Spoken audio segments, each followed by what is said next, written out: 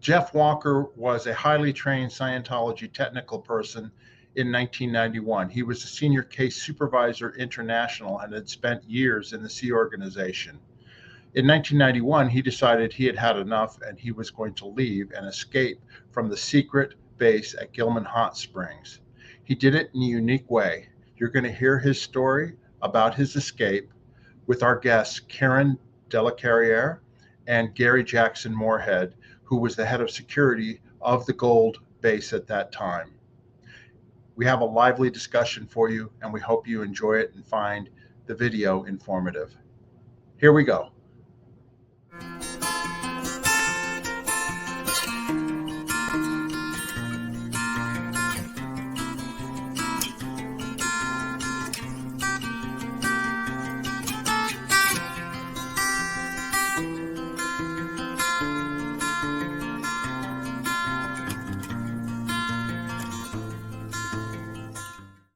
Hello, everybody. Welcome to our channel, Scientology Peeling the Onion. My name is Mark Fisher. I'm here with my co-host, Janis, Gillham, Grady. How you doing today, Janis? Good, Mark. Good day, everybody. And look, I just realized we coordinated. I didn't get a memo, but we got the same colored flowers on. Well, there you go. Is that Hi, everyone. OT extrasensory perception, or That's right. And you know what? We have two guests today, and they're color coordinated as well, but not with us, with each other. So right. We're going to have some fun today. We're going to talk with my first son, which is Gary Morehead, who everyone calls him Jackson. And I call him my first son because Paul and I were his legal guardians when he was 14 years old and showed up at the Gold base. So my first son is Jackson, and then my real son is John. Anyway, and we also have Karen Carriere with us, who was married to my stepfather. So this is a big family reunion here, and we're going to be talking about a Class 12 auditor, Jeff Walker. Okay. Who is no longer with us. He rests in peace. But we're going to tell some stories about him that people will probably find interesting, as it's all part of history. Fantastic. Well, without further ado, here they are, Gary Jackson Morehead and Karen Carriere, and there we go. How you doing, gang? Go ahead, Karen. Hello, everybody. Hello from Los Angeles. Mm-hmm. Hello from Pacific Northwest, and I'm well, Mark. And because Janis, I was wearing a flowered shirt, but I thought it was a little. I'd rather go back to. Where's your Dodgers shirt or jersey? Yeah. But did it have orange flowers on it, like Mark and I do? Oh, yeah, maybe.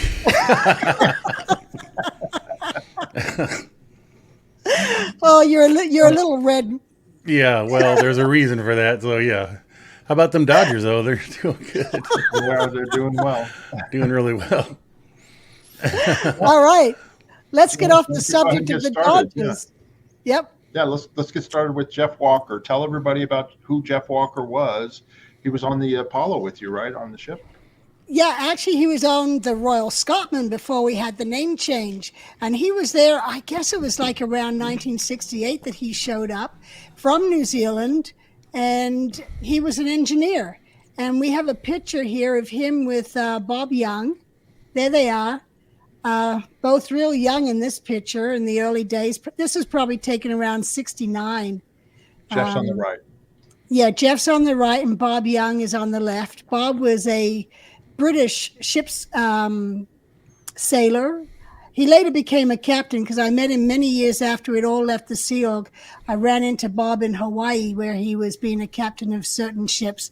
But anyway, Jeff was in the engine room, and while in the engine room, he did his auditor training and got to the point where he finally got himself replaced in the engine room and transferred to the technical division so that he could audit full time. And there he trained all the way up to Class 12. And Class 12 CS, not just Class 12 auditor, Class 12. Yep, Class 12 CS. That's right. Thank you, Karen. Yeah, so he actually was case supervising Class 12 auditing, and eventually became the senior CS International after David Mayo. And he did that for a short period. And he was a missionary. I remember he did a mission to Celebrity Center, and he was really the wrong person to do that, because Jeff was a very disciplined type person, and he was not a gentle soul, may I say. He had rough edges. He was and sharp. going to sharp edges. Yeah. And going to Celebrity Center, where my mother handled everything with a kid glove, Jeff on mission was very heavy-fisted, and that ended up as a failed mission with a lot of yelling and screaming and abuse of the Celebrity Center staff at the time. Anyway, Jeff actually got a reputation for his temper while he was on the ship as an auditor, which was unusual. You know, usually auditors were mellow and acknowledged and wanted to hear what people's problems were. But Jeff, I believe, Karen, was he an intern soup for a while there? On the ship, he was the intern soup. Yes. Roll call and all that. But when David Mayo was rushed, and you would know all about this, Janie Ann Jackson, in 1979, Hubbard went comatose with his pancreatic issue, and David Mayo was plucked out of being senior CS Flag Land Base, and Jeff Walker became senior CS FLB Flag Land Base. Right. So his next seat, most senior, was senior CS International, but before that, for 2-3 years, he was senior CS Flag Land Base. That's correct. when Jeff and I went into a miserable existence of opposing each other. Jeff's sharpness rose to the top. Well, Jeff was proud that FSO was climbing in revenue. When it broke $1 million a week in revenue, it had to match that in VSD. And that was the time. VSD is value of services delivered. Value of service delivered. Right. So that kind of, they paid for it, and then you had to deliver it. And LRH used to always push deliver, and he'd look at that VSD because he always said the income would follow the delivery. I can't believe the protection current case supervisors have. They interview you when you arrive at Flag. If you've thought of committing suicide when you were 16 years old, a fleeting thought, you're not eligible to be on. After the Lisa McPherson demise, they have become ultra paranoid on having a risky person at FSO. I get all the stories constantly fed to me of people kicked up. They said, "Oh, you can go to AOLA. We're not kicking you out of all of Scientology, but you're not eligible for Flag because you thought of suicide and blah, blah, blah." Now, when Jeff was senior CS, I had no protection. Any lunatic who was threatening suicide was put into the class 12 HEC for case cracking. Anyway, so Jeff and I did not want the risk of someone didn't belong, was a high risk person. And I knew what my neck would be if this person did something, right? And there were some deaths. Remember that guy there are pictures of him on the base where he boiled himself in boiling hot water, which was running in a tub. Walter, someone from Germany. Anyway, there were these incidents which were very, very bad for PR. The cult craves good PR. And when an incident of bad public relations occurs, it's, yeah. Janis, just to go a step back really quick, just for mine, as you all speak, my mind is following a timeline. When Mayo was moved off and kicked out behind the garage, working on his tan, running around that cottonwood tree, wasn't Ray Midoff the one that actually filled his shoes? That's and then right. when Ray became IG Inspector General for Tech, Jeff Yes. Walker was brought up and filled his shoes. Am I correct to understand that? Yeah, correct. you are correct on that. I don't. I mean, I'm not ruffling, but I've always. That's just the way I remember it. So You're Yeah, right. no, Jack, and that's the way it seemed to work. Right. When Mayo got pulled up to something, Ray Midoff got pulled to Flag.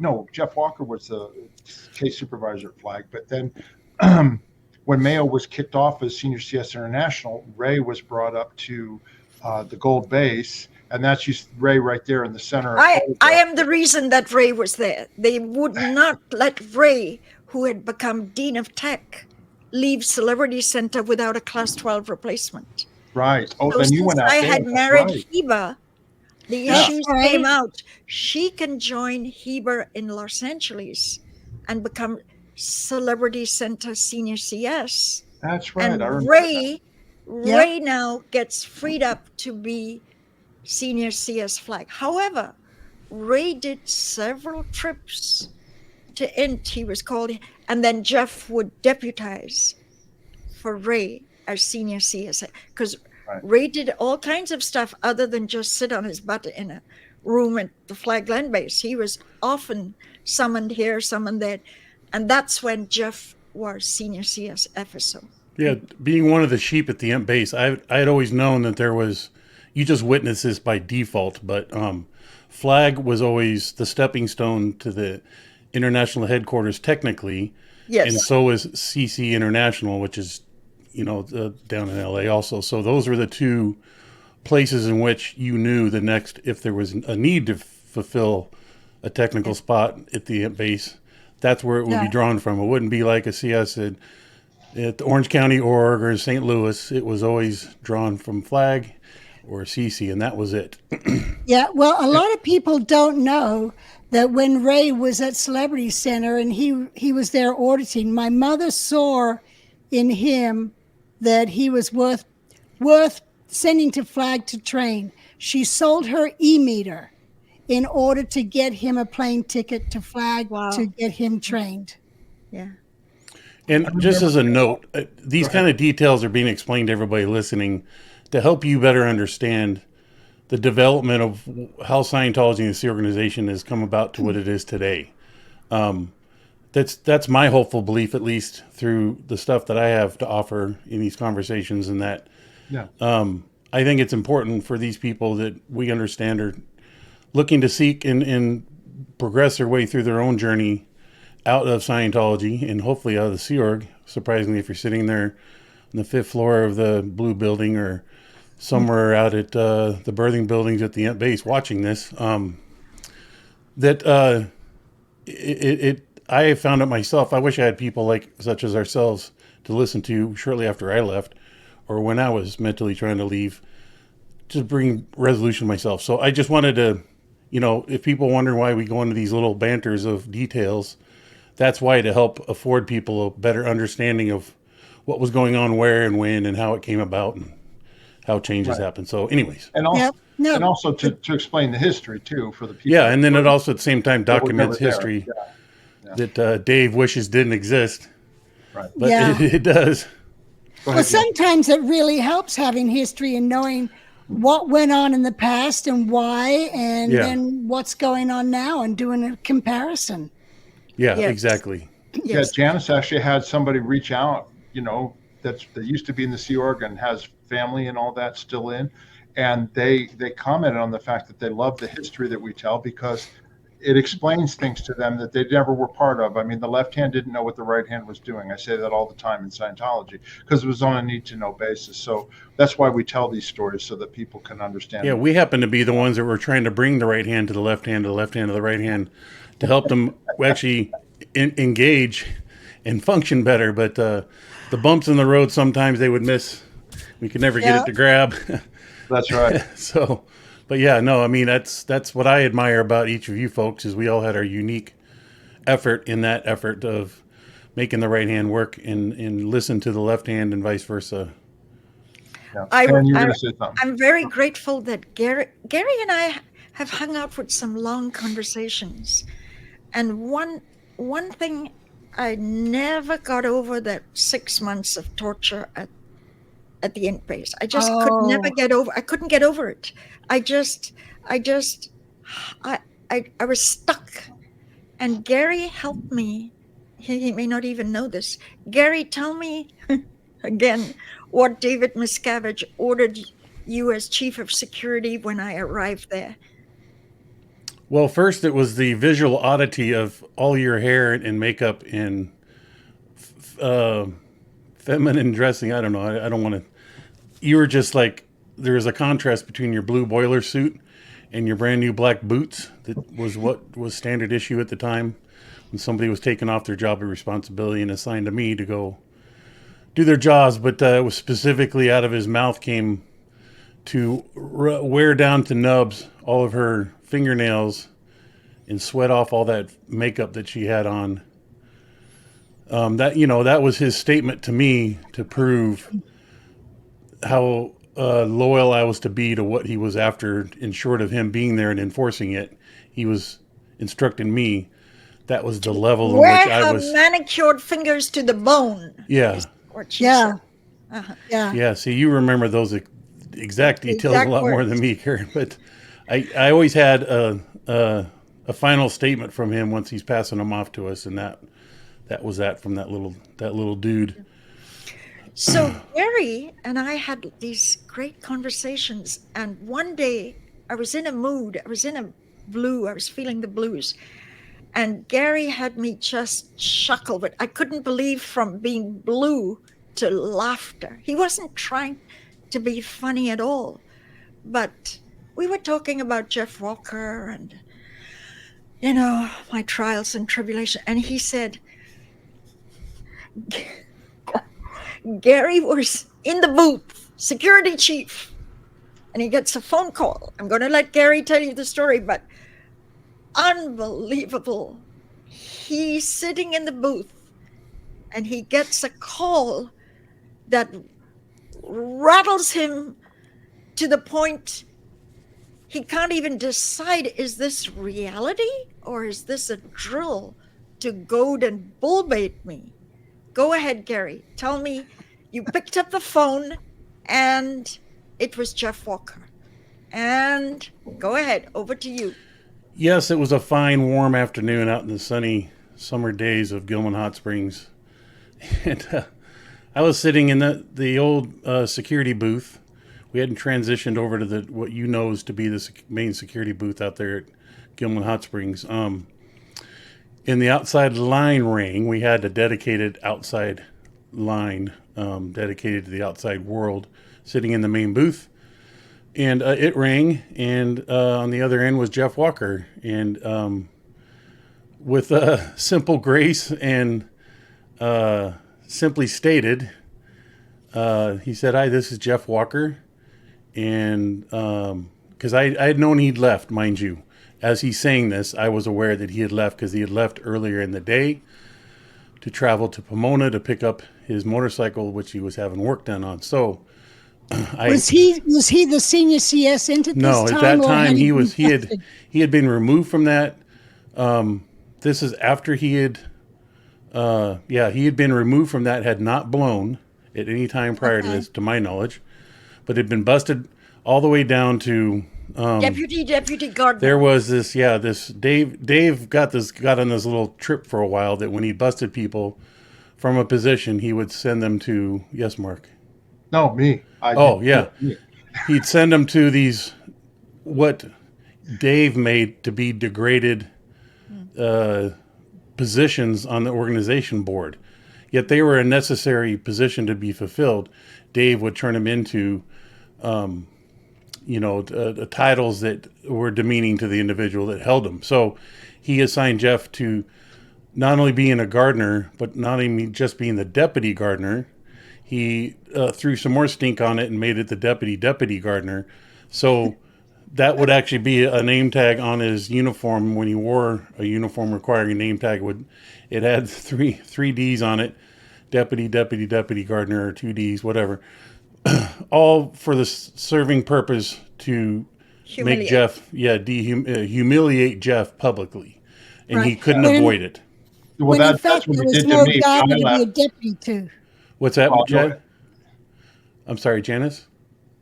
When in fact there was no gardener to be a deputy Right. to. And well, Mark? for me, after I blew the first time and he found out that I wanted to go to the RPF to be with my wife, I was made the deputy de-weeder under Joe Canine, Right. never to be promoted to de-weeder in charge on the 600-acre property. So y'all getting the flavor of the toxicity that Dave turned into belittling those that he found falling out of favor Yeah, with him. and I laughed. I laughed, and I just, I went along with it because what are you Yeah. going to do? And I laughed because I thought this is stupid. You know Yeah, what I and he mean? would Yeah. pick areas of the organization. There would never be a deputy security chief because you had to have somebody as a, I'm only using myself to make myself look good. That was a joke, by the way, didn't fell on deaf ears, but it was always a position in the organization. If it was like he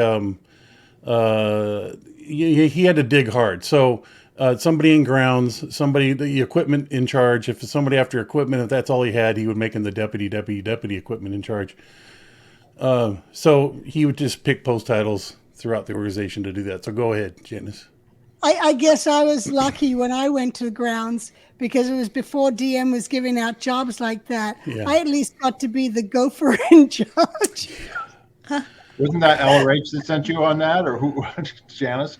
Wasn't that LRH? Who? Well, he knew I was, LRH knew I was busted. I don't know if he ordered to make me the gopher in charge or if that was DM or Vicky Aslan or someone. Janis, your microphone's breaking up. I don't know. Something went up with your microphone. There you go. It's better there. All right. Anyway, yeah. So And my just job to was show gopher everybody, in charge. just to show everybody, this was Jeff Walker as Senior CS International.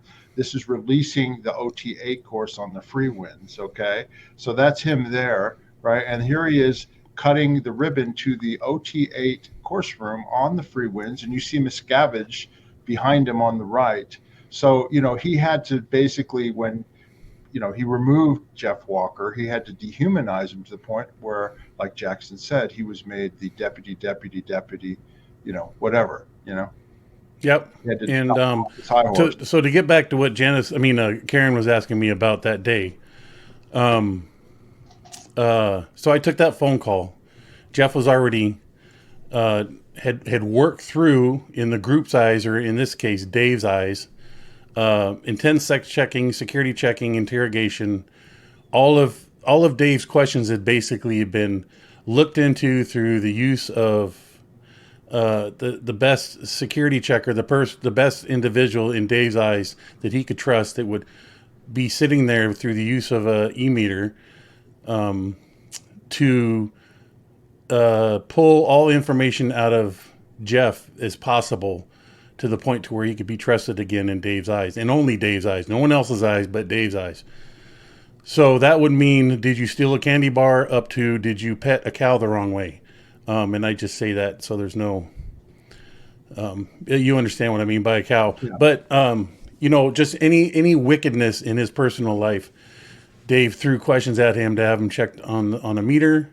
And then he had to go through Scientology ethics, procedures, programs, studies, restudy of L. Ron Hubbard materials. Basically, Jeff spent months and months proving himself to get back in the graces of the group. Ended up doing his conditions where he has to do a write-up presenting himself to the group and gain 51% of the group's acceptance to be able to be considered no longer an enemy of the group. And then he can move about as he chose. But unbeknownst to everybody that ever fell out of grace, in Dave's eyes, there was always what I called a third eye theory applied to him, in that we always kept a third eye on them. We never trusted them.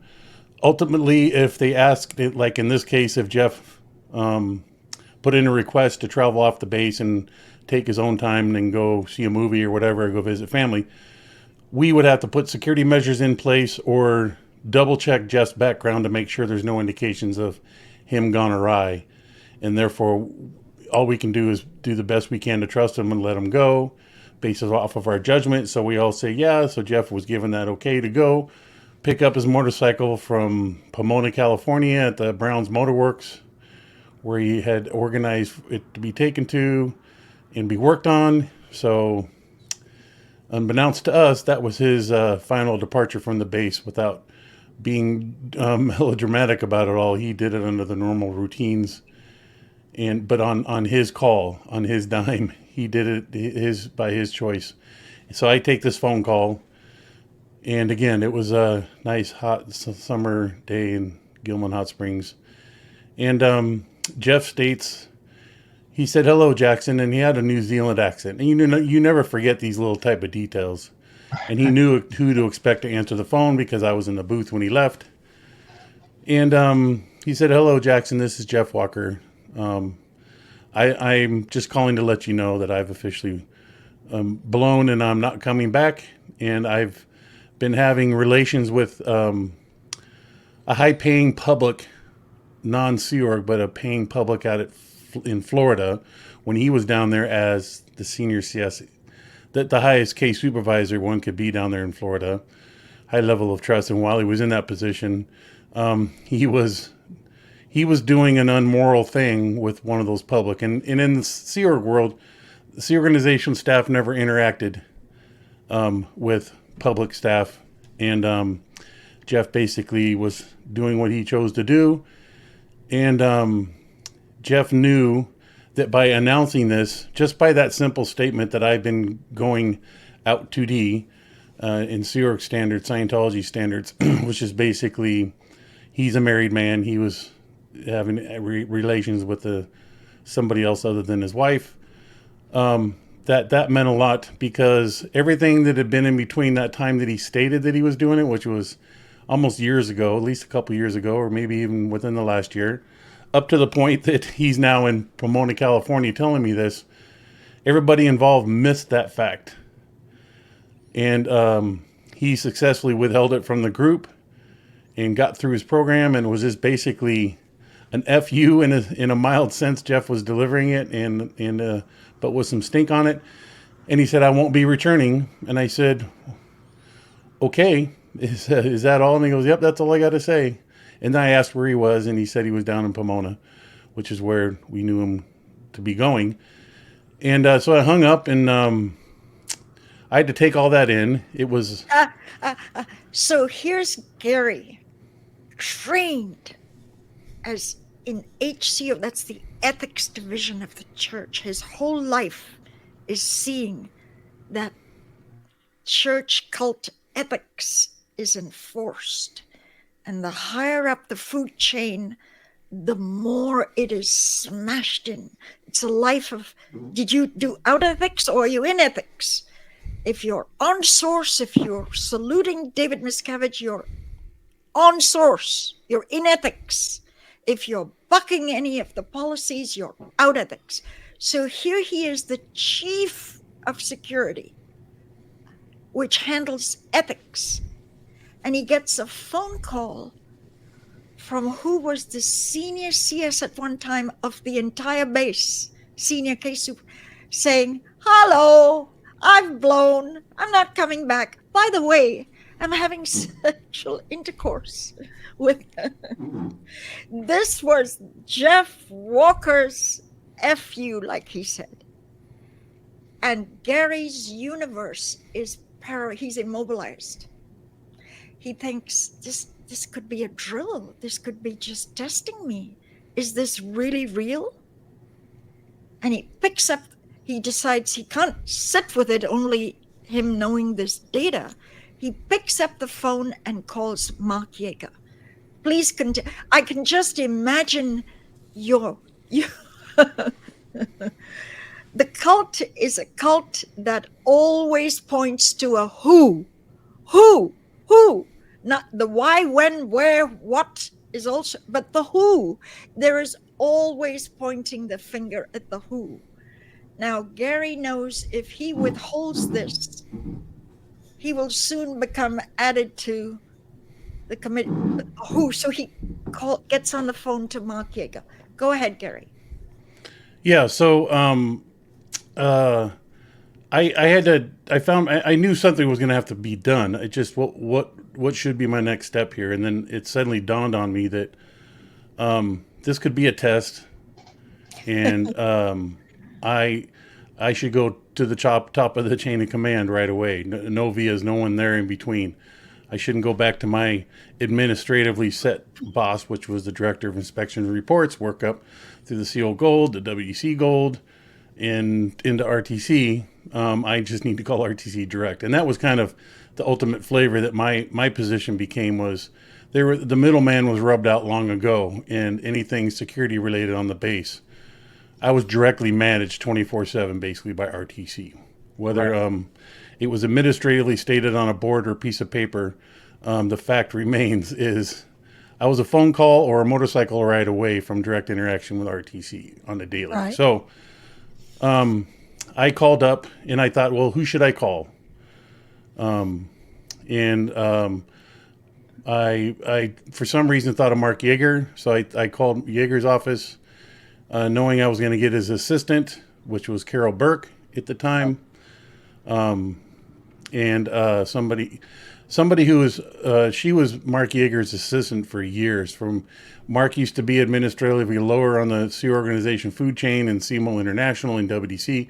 Carol was always his assistant throughout that journey, up until he moved into Religious Technology Center as one of the three people in command of all of Scientology as the IG administration on the admin side. So Inspector General. Inspector admin. General, yeah. So, Yep. And then Dave always took the cream of the crop of everybody below him. So Dave eventually took Mark's assistant, Carol, to work for him directly. But nonetheless, so that's who I ended up calling, Carol. And she has a very prominent British accent. And so, she, it was always kind of an unspoken sweet treat when you hear your name announced by a British accent. I just love the British accent. So she had said, "Hey, Jackson," in the British way. And I said, "Well, sir, I've got some news to report to you. I just received a call from Jeff Walker. He was telling me that he's blown and will not be returning." I just told her as a matter of fact, no drama, no huff and puff, no holy shit, we got to get on this, yada, yada. It was just a matter of fact, because I had realized at the time that I'm probably being tested on what and how I'm going to deal with this, somebody of such significance, to test security, because it was not uncommon for us to be tested on our loyalty and dedication to keeping the place ultimately secure in whatever way you wanted to define we did that. I knew that would be one of those moments that if I didn't handle this right, I would find myself in a world of trouble. And I wasn't really concerned that I was going to get in trouble. It's just I was more or less well aware that this is the thing I need to do. So I called Carol. That was 30-second, a minute at the most conversation, hung up. And then I started going into the process, got a hold of Kenny Siebold at the time, who was there, and started executing our routine. It hadn't been established or publicly identified yet as in what's now become to be the blow drill. But we had a blow, and we had routines we needed to do. And the quicker we got on them, the more successful we were of bringing people back against their will. So I began down that mindset, contacting Kenny, blah, blah, blah, blah. I'm still in the main booth. I get a return phone call from Mark Yeager. He asked me what exactly, he didn't even say, "Hey, Jackson." He just, the execs at the time were very belittling to anybody below their pay grade. So no introduction. What exactly did Jeff Walker say? It could have been someone else answering the phone. He didn't give a shit. He expected anybody who answered it to be able to answer that question of his. So I gave him the rundown exactly as I gave it to Carol. Silence for a couple seconds, and then he hung up. And I just knew as the seconds went by, it would be like hours. And if I hadn't had, or we as security hadn't had any demonstrated effort put into locating Jeff, then the quicker we'd get in trouble. So we had to come up with what we're doing right here and now, and so on and so forth. So I then got another phone call. I could swear, there was at least two others. The reason I say it is because I think the rally hadn't settled in up the hill. Up the hill meaning where RTC was. That's where the brass was, sitting on top of the hill of the base, basically. is that was just a general base term that we all knew. That's got to go up the hill. I got up the hills. Wagon was rattled, and they themselves didn't know what to do. So they all wanted to talk to the horse's mouth of the one that actually took the call, which was me, and exactly hearing from me exactly what Jeff said for them to fully believe that this is real. So when I felt that was on, it was just became days and days of, I know I had at least over 100 people out looking for Jeff. We couldn't throw enough people at it. We had people all over the city of Riverside, Palm Springs, you name it. Hotels, motels, Holiday Inns. Isn't that hospitals? From a song? Yeah, hospitals, bus lines, taxis, birthing. Jeff's family did not hail from the United States, so there was no family to go sit on. Jeff basically was a lonesome dude in the Sea Organization world, located at the Ant Base, and had been there. He'd either only been in Florida, Louisiana, or California as far as I knew. So he didn't know the lay of the land of Los Angeles. So I had that working for me in terms of his knowledge of geographics. And all we had to do was cover the points of transportation outward bound. So the quicker we got those established, the better. And that didn't stop us from patrolling local communities. We would pick geographics. We would spend 2 or 3 days out in Palm Springs, literally perusing the streets just based off of people's reports of his likings, his interests, things he even spoke about. We would just take any clue and send people there to look for him. And a lot of time, effort, money, the use of people's personal transportation were spent until, and I actually don't remember how long it was. I do know it was minimally a week, no more than a month. And it happened so often, went on for so long that it was felt like it was a grind to everybody involved. Go ahead, Mark. No, I just was going to mention for our viewers, this is before there were cell phones or anything like that. Like literally, if you needed to call Jackson, you had to find a payphone and call, right? Yeah, I mean, because so there was no GPS, there was no nothing. Yeah. See, and there's a little detail that led to a discovery of mine of how to sustain myself while out in the field, in that AMPMs, little quick marks, Southern California's version of 7-Elevens, right, convenience stores. That became my food source, in that it didn't cost any money to eat time expired food that would sit there under the heat lamps. It actually was better than most food. Well, yeah, back then it was better quality than it is today, but nonetheless. You mean like those hot dogs that are going around? Yeah, the hot dogs and hamburgers and cheese hamburgers and corn dogs that would sit under the heat lamps back by the soda dispensers. I was sitting out there. It's like, I don't know how I can get some food. It's only $1. I can get a burger and a drink. And going back there trying to figure out how to get it, I discovered they had a little, a price tag thing on it with a number on it, and that number represented the hour in which that food could no longer be served because it was considered expired. So when that hour would hit, it was usually about 11:30 at night. It just depended on when they put it out. So I'd go in there, check that times, and when that time would expire, I'd go in and ask the clerk. Since rather than throw that out, I'd be more than willing to happy to take it off your hands, so he'd let me take whatever was in there.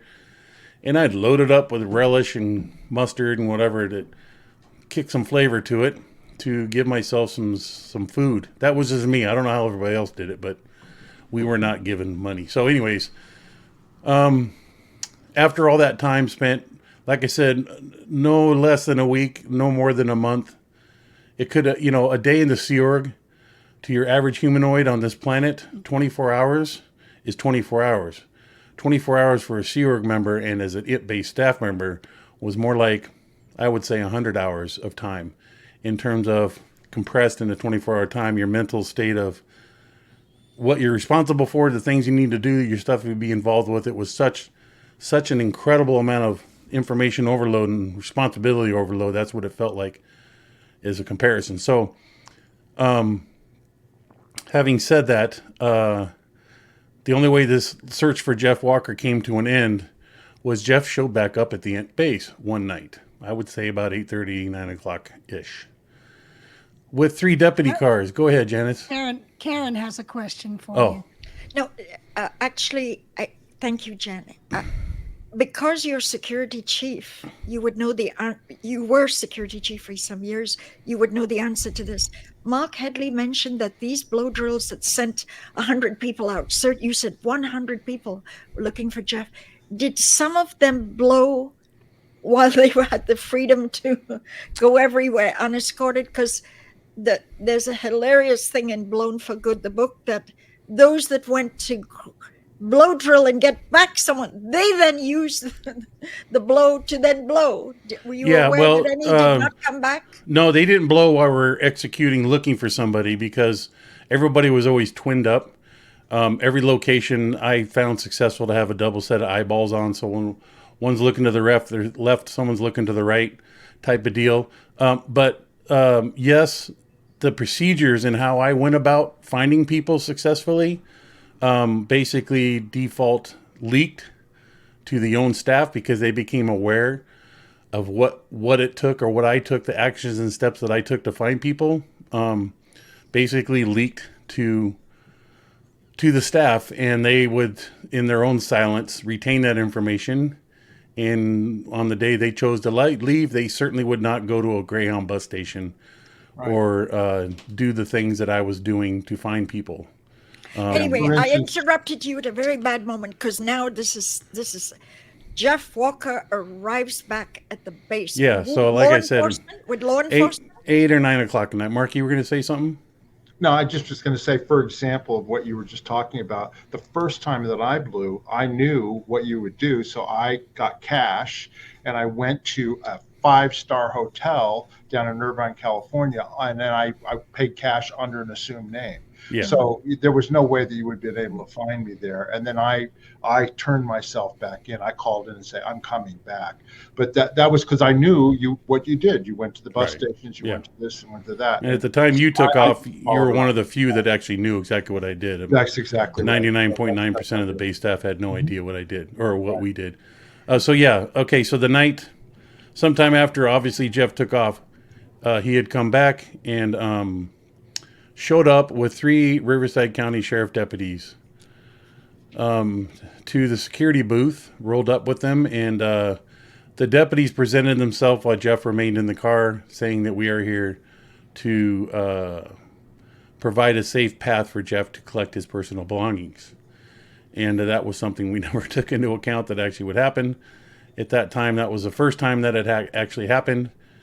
And so we were forced by Jeff's hand to allow he and the sheriff deputies to go. And even so much so that Jeff was staying on the property at the time, so all of his personal belongings were not at the off-base site, which is where every other normal base staff members were, is at the remote berthing locations, or berthing meaning where their homes were, the staff homes.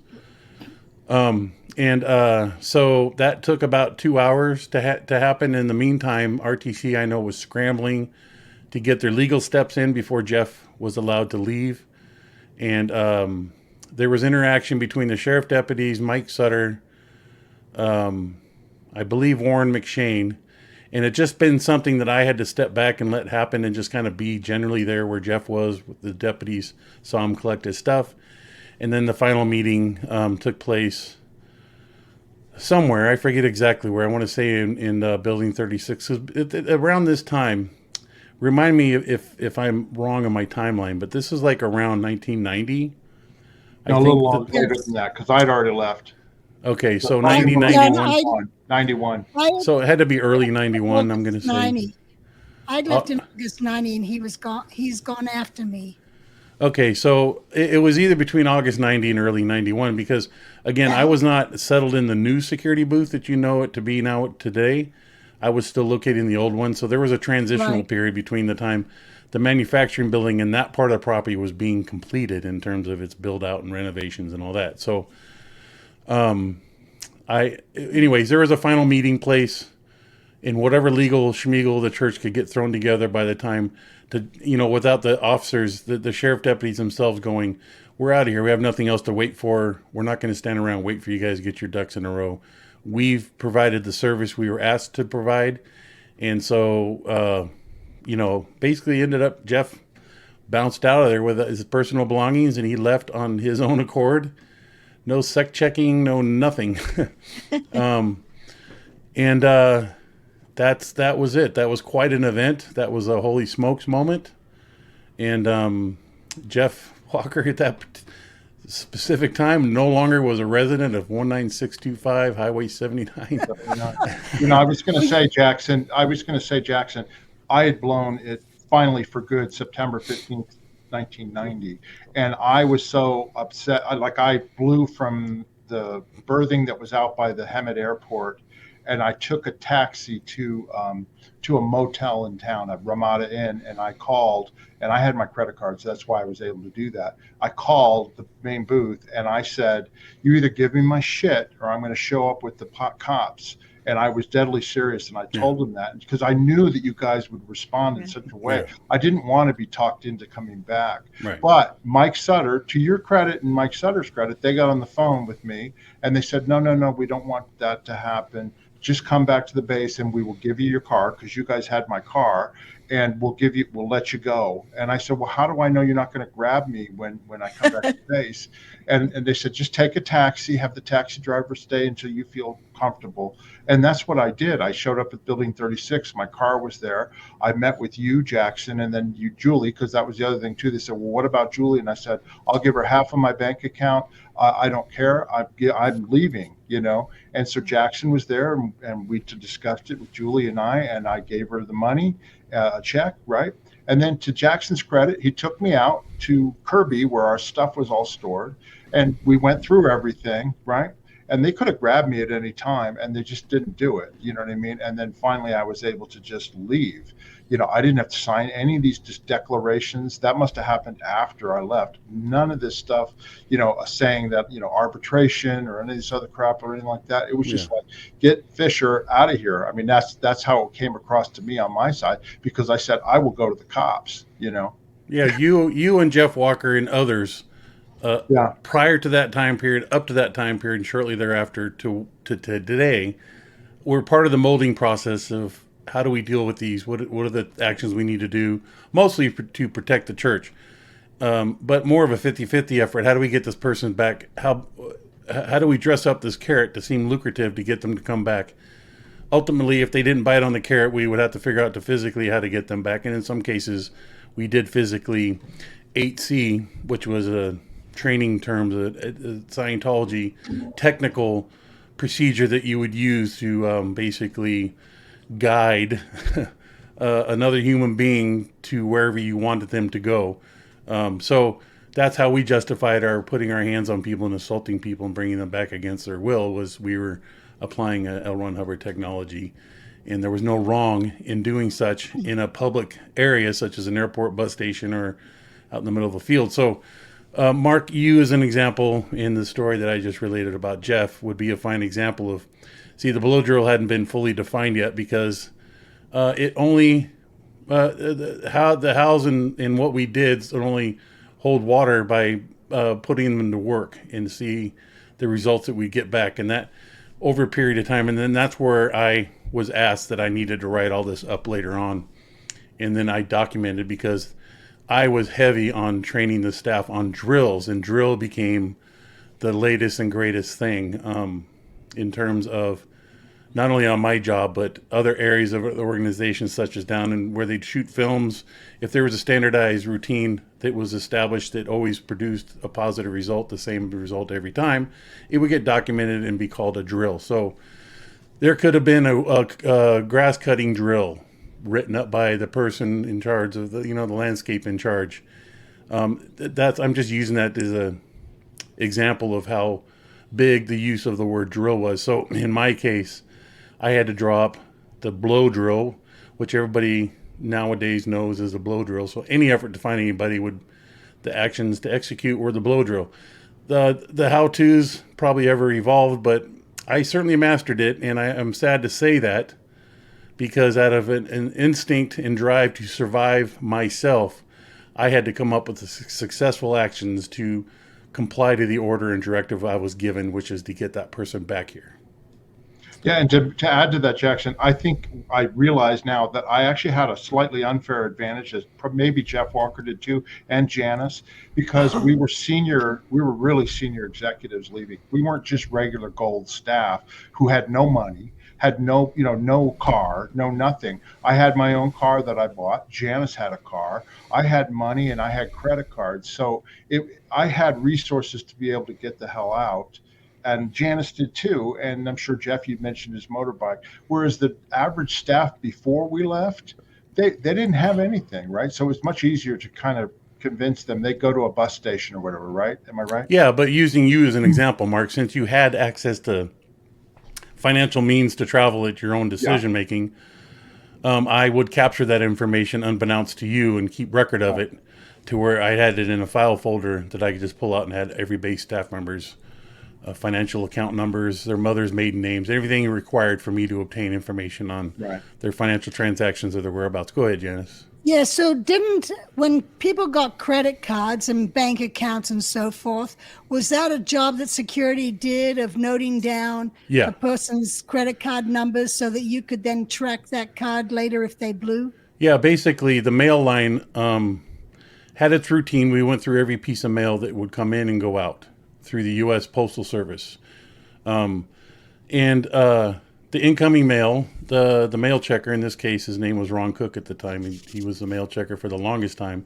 But anybody that checked the mail, we had a base staff list folder, that we had a checklist of data collection through the mail lines that would be checked off when that information was obtained. So we didn't have any ability to control the information coming into us. Just when it came in, we captured the information.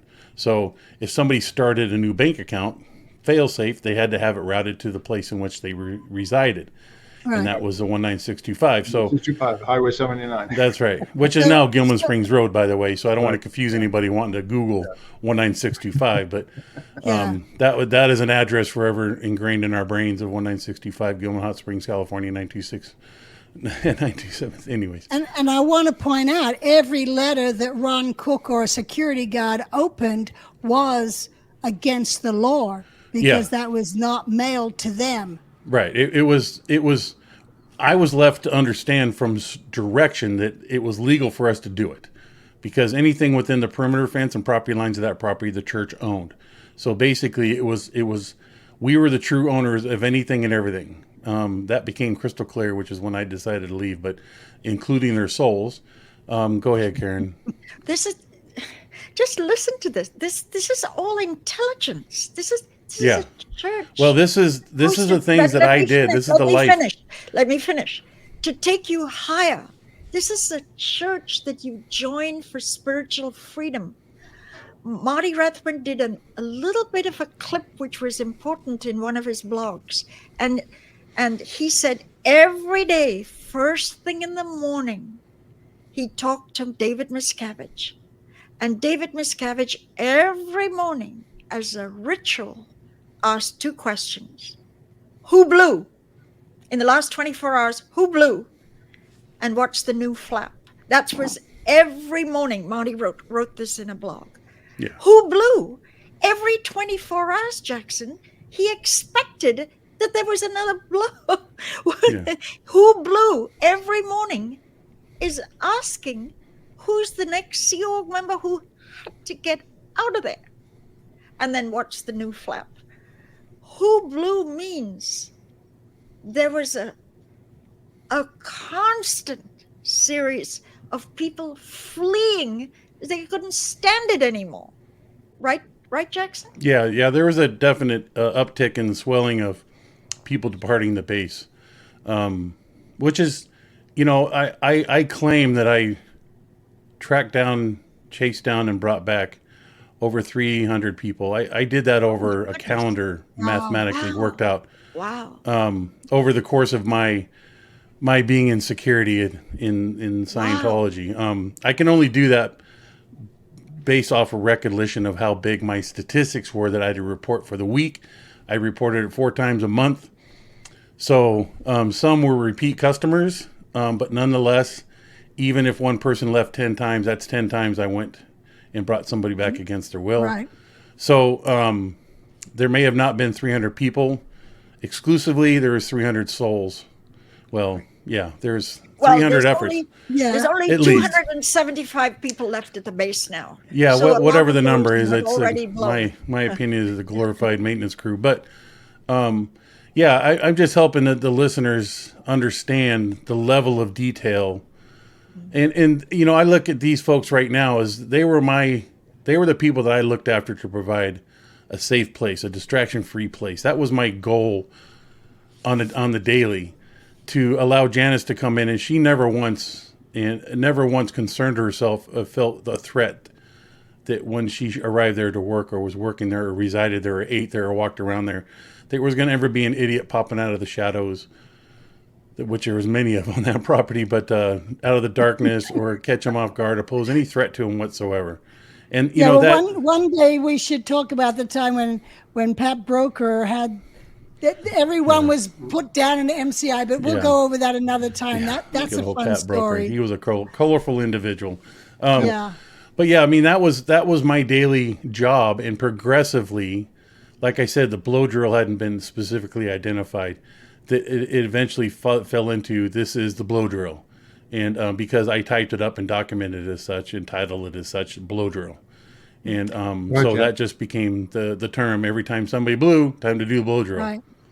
And you know, I want to point out here on the Apollo and other places, even at the land base, Gold, there was a flag order that Hubbard wrote that if someone wanted to leave, they had 24 hours to be routed out and off the ship, because he didn't want people around who didn't want to be there. Either. And every time he was planning to go to a new location, there were people there. He would even say, find out if there's anyone who doesn't want to be there and get them routed out, because he wasn't going to come back until all those people were gone. Right. And he did that in the early 80s, and he did that on the ship. I ran many message runs where someone blew, and then he'd be investigating as to, well, why'd they have to blow? Why didn't someone just route them out when they said they didn't want to be there? And on that, I'm sorry, Janis, were you done saying what you... Yeah, I'm pretty much done. I mean, a blow drill should never have had to have happened, because people should have been routed out if they didn't want to be there. But I witnessed the transition as to why it became the blow drill and why there was such a strong interest in getting people back, and that was because of the information they retained in their head. Their historical involvement with the Sea Organization, not just with Scientology, but there was different, I don't know, you qualified differently based off of your involvement and your history knowledge of not only the Sea Org in general, but those that were in high levels of importance or executives in the church. And it became clear to me, which is part of the reason which led up to me leaving and choosing to leave on my own, was my, realization, pulling the curtain back of the great almighty Oz, of seeing what's really going on here. And that was Dave Miscavige protecting himself, because everything revolved.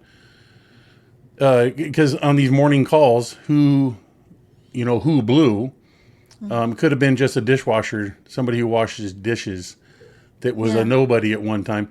Even though, we all know Don Bateman. Don Bateman was a valued staff member for a long time. He helped do a lot of historical stuff. He goes way back in the day, but Don Bateman never got himself involved in much interaction with Dave or anything of church significance, finances, missions, ripping this, that. Don Bateman was just a long-term general base staff member. So him is an example, not to my knowledge that he ever left, but if that was the person that I responded when I get my daily call, who's blown, Don Bateman, I knew I could do this on my time, on finding him, as opposed to... The priority wasn't there. Yeah, the priority wasn't there, as opposed to... if I hadn't already reported it, which I should have at that time, because when I got that phone call, if anybody had blown, I should have already reported it. But if anybody had left, and in like Mark's case, that would serve as a level of importance and significance and effort and money. It was a big manpower. deal. It was a big deal. Yeah. Well, and again, revolving around the knowledge. Well, they know about Dave. They know about Dave. They know about Dave. They know about church finances. They know about paying Annie and Pat. Right. But in contrast to that, when Kimmer Douglas and Mike Douglas, Kimmer was the Commodore's steward and in charge of the household unit, and also was Hubbard's nurse. And her husband, Mike Douglas, was not only in charge of external communications, but he was also doing handling LRH accounts and handling his LRH's investments. Right. When Mike and Kim are blue, you would think that, with how you guys responded, you guys would have been trying to track them down and recover them. Yeah. But when Hubbard found out they'd blown, he actually issued an order that no one was to chase them down. Just let them go. Yeah, and I just want to make 2 points, and to back up what you just said, Janis, and also you, Jackson, as well. The reason that there were all these blows and you had to have a blow drill was because of David Miscavige. It really was, folks. Okay. Look, in retrospect, like back at that, in my mindset in those days, I had no intentions of going anywhere. I loved my job. Yeah. I loved what we were doing there at the base. Janis, I know you and Paul did too. We loved what we were doing. We were doing exciting things in our mind at the time. But why did we want to leave? It wasn't because L. Ron Hubbard, was dead and gone or anything like that. It was because David Miscavige was such a tyrant and so off policy to the point where I felt I had to do it in order to. This is in my own mind, okay, I will say this, but I thought it would make a big deal. Like people go, Mark Fisher left. Oh my God, what's going on up there with David Miscavige? Of course, it didn't happen, but over time, more and more people started blowing because they hated David Miscavige and what he did. That's point number one. Point number two I want to make is that for our viewers out there, okay, none of us, Janis and myself here on this show, hold any animosity or anything towards Jackson and the security force in terms of what they did, okay? The reason is because we know Jackson. We know him. We've known him for years, and we also know the pressures that security was under and the people were under, you know what I mean? So I've never, ever thought like, oh, these guys are chasing me down, terrible. I'd never want to talk to them again. That's just never was in my mind because I knew what the pressure that they were under. Right. So I never held that against them. Now, the private investigators and the people that they paid and that type of shit. Yeah, I hate those people. Right. But I've forgiven. Mike Rinder is another one. He gets a lot of shit because of the stuff he did when he was in OSA. Right. But I don't hold anything against him for that. Years afterwards, I want him to survive. I want him to do well. I want him to be happy. So I just wanted to make that clear. I know, Janis, you probably feel the same way, but I just wanted to make that clear for our viewers here that what Jackson did, we understand. It was not, we don't have any personal feelings against that. Anyway, go ahead. Yeah. Jackson is still my first son. So, yeah. Yeah. And it may be hard for people to understand that, but that's how we feel. I mean, that's how we feel about the people. We know that Jackson and the security guards, they were good people. They were doing their job. That's the way I felt about it. You know what exactly. I mean? Well, I just want to butt in and say one thing. Even though I do 90% agree with Mark Fisher on David Miscavige, it was Hubbard that brought out team cards. This highly punitive thing where more and more. It was Hubbard that approved of pig's birthing. It rolls back a little bit earlier. The earlier beginning is Hubbard went dark. We can't just say Miscavige. Yeah. That's not accurate.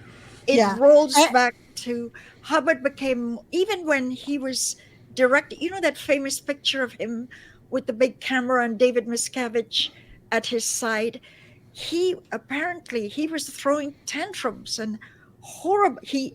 The whole of rollback was his paranoia that these dedicated Sea Org members who didn't get a day off, who got put on rice and beans, who went through all kinds of abortions and all for the cause, they were sinister. We had to roll back and play. That was all Hubbard's paranoia. Yeah, but Karen, we didn't see that at the time because Hubbard was gone. He was in hiding. And if I'd known all the stuff that really had gone on, because I didn't know that, I would have had a different point of view. Anyway. Well, I knew a lot because I had to deal with Hubbard's temper.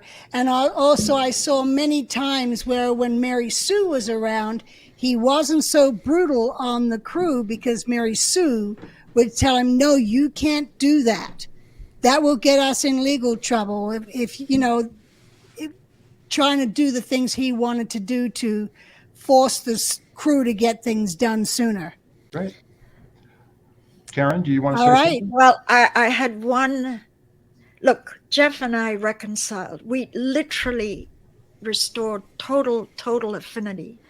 But there was one electric shock incident that I had. When I was summoned there in this torture program for 6 months, I was desperate to leave. I had a 2-year-old son, Alexander, with no mom, no dad. I didn't know who was taking him home. He was shipped to Germany because Germany was flaring up with. Germany didn't want Scientology, and there were dangerous situations. So Alexander was orphaned in Los Angeles, and I was just as a new mom, a toddler, and I couldn't see him. So I got through all my sec checks, did all my interrogatories, and I was almost thinking, now I can leave. And I was summoned to Qual, and I was overjoyed. Write a success story on how great IntBase was. And Jeff Walker said, pick up the cans. And I picked up the cans, and he said, all the power to forgive you've been given in your sec checks are canceled. Everything you have said can and will be used against you in a forthcoming ComF. And I mentally collapsed. I just collapsed. Wow. I thought I was just about to leave. And there's no such policy as canceling power to forgive. You forgive. Do you remember the power to forgive issue? After you give up all your things, you can be forgiven. And so you don't harbor it anymore. You're forgiven. But there's no such issue to say cancel the power to forgive. So at that time, Jeff was very much in cahoots with Miscavige or whoever it was, but Jeff also enjoyed, because we had been off terms for so long, he enjoyed a little bit. Well, see, Dave fed off of those things, of those qualities in people, Karen. That was his tools without him being there, because he himself didn't have the nutsack, excuse my French, to stand up against people that he despised. So he would do it through other people who he witnessed had the ability to stand there and tell it as it is and tell them what a piece of crap they were and all that. So yeah. Exactly, because I know for a fact everything that was done to Karen was being done based off orders from Miscavige. That's correct. It was not Mike Sutter. It was not Jeff Walker. No. It was directly coming from Dave Miscavige, who was actually trying to get Hebert to divorce you at that time. Yeah. Yep. And also to try and change your whole image and everything like that. That was all coming from Miscavige. Yeah. It became his forte in how to break a human being's soul down. And, he enjoyed, like I said, I mean, that day the flood happened on the base, to then understand that he just ripped apart 800 people's souls to their own levels that they did. Like, to talk about I don't even know how to place it.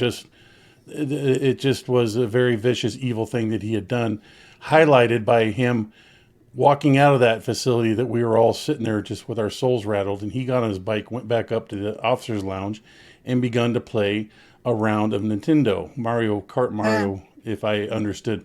That just shows the mentality of this. He got more entertainment, was down in Massacre Canyon, and he had nowhere else to continue it other than go up and play some Nintendo. Right. He didn't go up as a true, honest executive and go, what have I just done? How are we going to manage this? Boy, did I give a good then, but we need to get out of this. Yeah. And it was just all done on a whim, and whatever satisfied his little evil drive. And but there is a happy ending.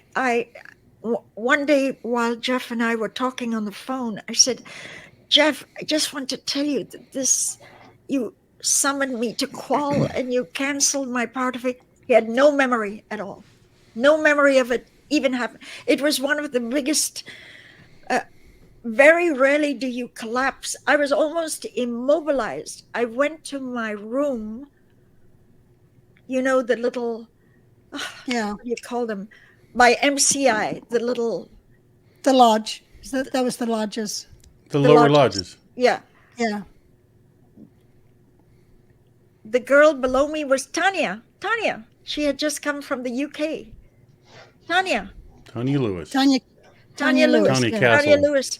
And the girl above me, because Diana Hubbard had hit the decks. So we had Diana Hubbard, Karen, and Tanya in a 3-bunk bed thing in the lodges.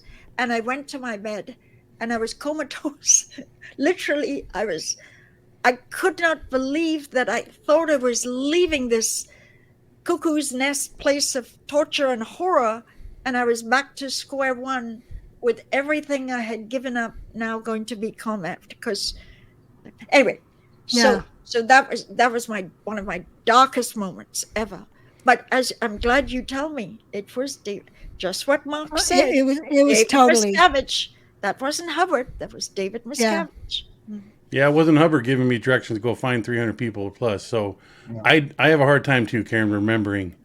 Yeah. You know, and there's minimally 300 people out there that have the right to call me up and chew me out or fly to where I'm at or have me fly to where they're at just to read me a new one, you know, because it was so overwhelming, you lose track. I mean, like I said, there was significant ones that stuck out, such as Jeff and, you know, Jan Sims and others. But to it and show that there is life after the Sea Org. Because after Jeff left, after he called the police and so forth, he ended up going to New Zealand, and he had been a farmer before, so he started working at an apple picking place and was picking apples, and he used his admin tech in order to organize the apples for faster picking and things like that. But then he got in touch with me, and we said, well, you know, if you just, you know, come on up back to the U.S. and we will help you out. We will train you to be a loan officer. He didn't have a lot of money or anything, so he actually came and lived with Paul and I for close to a year in our guest room, and he became very close with the kids. You can see here, that's Paul on the right in the back, me in the middle, and Jeff. And then in the little red and white outfit, that's Aaron looking up at Jeff. And there's John. I took this photo. And Mark took this photo. We all went to Universal Studios. And there, Mark, me, and Jeff, and John, we'd gone on some water ride while we were there. Look at Janis's fro, baby. Yeah. And then here we went to Glenn Samuel's place, and that's Jeff, and then Paul and Mark. You know, we just went to a ex-Scientology get-together, and so that was there. And then there's Cheryl Detchiff with Jeff at another one of our get-togethers, or when we were all working in Vegas, because Cheryl came and worked with us at the mortgage company, and Jeff was still working for us as a loan officer. Yeah. But I'll tell you, that temper he had didn't really go away even when he was doing loans, because he stayed with Paul and I for a good year type of thing, and he left us and went to another mortgage company because he got upset with us for not promoting him when our director of loans had gone somewhere. Jeff thought we would promote him and have him over all the loan officers. And we didn't do that because of his temper and how he dealt with people. He was still too Sea Orgy, you know, very cut and dry and to the point. And so we were like, no, we'd lose every loan officer if we made Jeff in charge. So Jeff actually left us and went somewhere else, but he ended up coming back, and we remain on good terms. And there's some more pictures there. I'd always wondered if that sharp thing is a Southern Hemisphere thing, because, you know, my life experiences typically like Gary Conley and John Stumpke and those types always, it was like, gosh, all these Australians and New Zealanders seem to have a bite to them. I guess I had a bite. Well, no, you didn't. I'm, you know, it's wrong for me to wholeheartedly believe that, of course, Janis, you and Terry being fine examples of it. But I just like the Johannesburg, you know, it was, you know, Hubbard had some sort of special identifier with Australians and South Africans, that they are hard cases to break. And that's right. I've always wondered that if it was just a Southern Hemisphere thing, south of Very- the equator. Very, very self-determined people. Very, very self. Very, yeah. Anyway, David, look at Anyway, her. here, David Yes, Mayo ma'am. wasn't. David Mayo wasn't biting like Jeff. No, Walker. neither was Spike Bush. No. But Yeah. yeah. Anyway, Jeff, when he was living with us, every day Paul would put Aaron in the bike, and Jeff would go, because he'd go, Aaron, you ready to go bikey bike? And he would go off for a bike ride with Aaron in the back.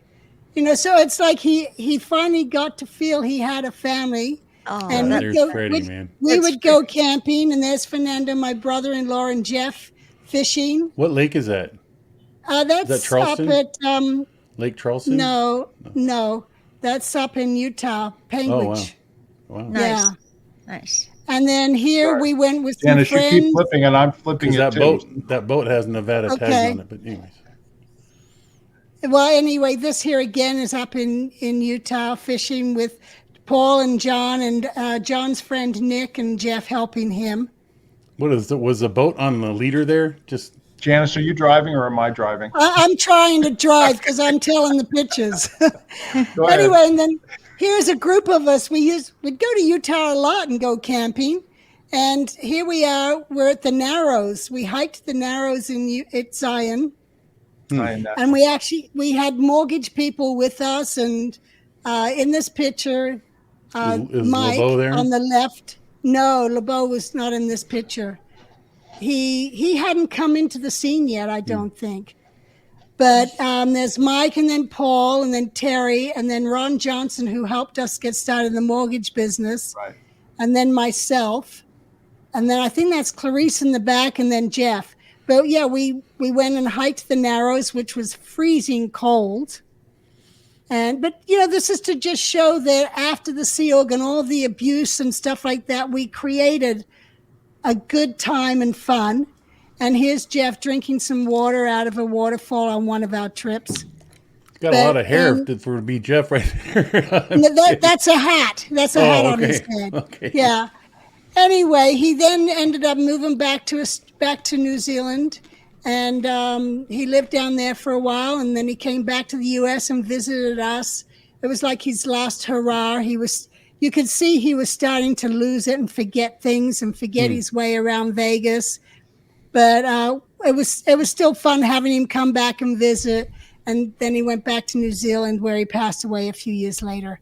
And you know what? We're done with it. We're not there. Oh, yeah. And if there's anyone there that wants to leave, my door is open. Yeah, I we will completely take people understand in. what you're going through. If our Yeah, we stories serve as understand, anything. and we will give you a safe place. Yeah. If you want to come, you know, people can look me up. I'm pretty open, or my email, janisgilhamgrady@gmail.com.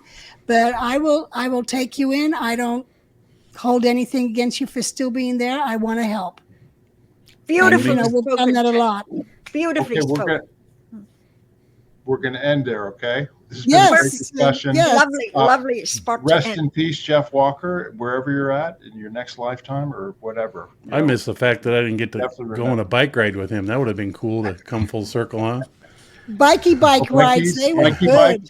Bikey bike, a motorized bikey bike, but yeah. Listen, everybody, please subscribe to our channel, as well as Jackson has a channel and Karen has a channel. Hit that subscribe button, hit the like button. It really helps us get the message out there. If you've got any questions or comments about what we've talked about, please go down below, write a comment, question. We check them all the time, and we do answer them. So we welcome your input on that. And if you'd like to support our channel, you can buy us a coffee. There's a link down below in the description of the video. We really appreciate any support that comes our way. Anyway, anybody else have anything else they'd like to say before we end off here? Have a great weekend. Yes. Thank Stay you, cool. Gary, for some great Thanks, insight. Karen. Thanks, Gary. Thank you, Mom. Yeah. Thanks, Thank guys. Janis. Thank you very much. Bye-bye. Anytime. Okay, great. Until next time, we'll see you later.